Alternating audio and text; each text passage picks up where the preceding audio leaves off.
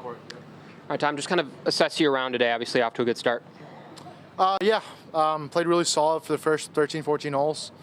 Kind of had a few hiccups coming in, but no, I played pretty good today, and definitely played pretty stress-free for most of the way. And obviously a little bit, wasn't my best coming in, but nice to kind of be able to kind of save the round and finish on a good note.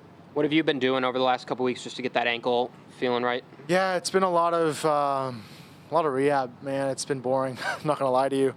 Obviously had the MRI as soon as I came back, and was told to make sure I was be careful with it. Making sure that I wasn't going to play right away, which is really tough because I felt like I had a great week at the Open Championship. Would have loved to play at Wyndham because I was playing well, and it's a course that I won the year before. So it was really hard just to be able to sit at home and just watch on TV. Would have loved to be able to compete, but I had to make sure I wasn't going to do anything bad to my ankle, make it worse or anything. So there's a lot of icing, a lot of rehab, but kind of nice to be able to. I was kind of feeling a little naked, I would say, just because I felt like it's only been 2 weeks. I only had 2 weeks off, but just because coming off of that rehab, it kind of felt like I was very new out here for some reason. But no, it was kind of nice to see some good birdies and some good shots. How did it feel out there today, walking around on it? It was wet, man. Gosh, it was one of the wettest rounds I've played in a long time. It was, as far as the ankle. Yeah, obviously that doesn't help because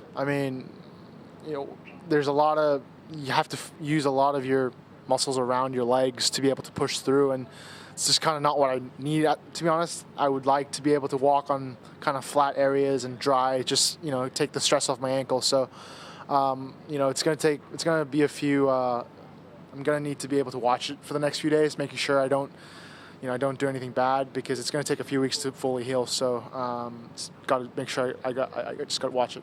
Got to ask you a little fashion statement out there with the pants.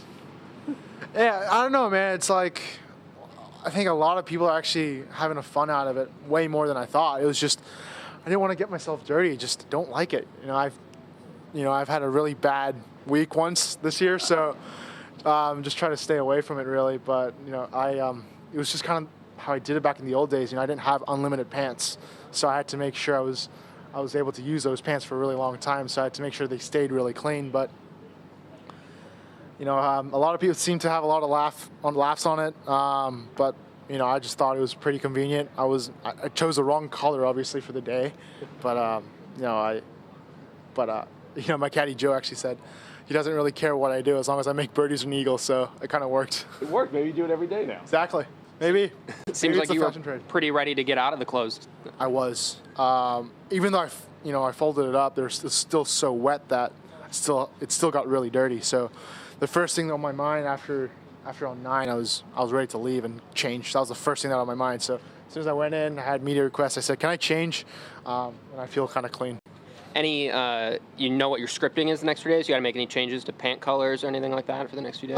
Yeah. I mean, I like to just keep it simple, really. I just kind of make sure I know what I'm wearing every day before the week. But I'll probably make sure. That's the thing. Like, I didn't bring 10 pairs of pants. Like, I'm traveling for a few weeks. I try to make my travel pretty light, but